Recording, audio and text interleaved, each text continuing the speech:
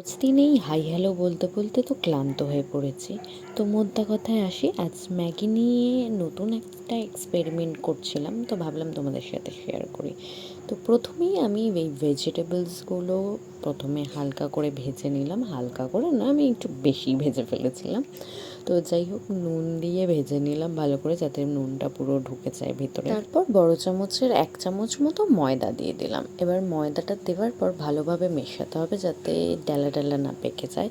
তো গ্যাসের ফ্লেমটা খুবই লোয়ে রাখতে হবে কিন্তু। তারপর হাফ কাপ মতো দুধ দিয়ে ভালোভাবে জিনিসটাকে মিশিয়ে নিতে হবে। তো দেওয়ার ফলে একটা হোয়াইট সস মতো ক্রিয়েট হবে আর একটা ক্রিমি টেক্সচার চলে আসবে। তো এইটা আসার পর হালকা করে জল দিয়ে দিতে হবে, আর এই জলটাতেই কিন্তু গোটা ম্যাগিটা সেদ্ধ হবে, তাই সেই বুঝেই জলটা দিতে হবে।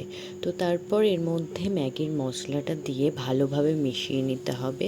সব কিছু ভালোভাবে মেশানোর পর ম্যাগিটা এর মধ্যে দিয়ে ঢাকা দিয়ে দিতে হবে, যাতে ভালোভাবে সেদ্ধ হয়। তার ঠিক 5-10 মিনিট পর ঢাকনাটা খুলে দেখবে, দেন ম্যাগি পুরোপুরি রেডি।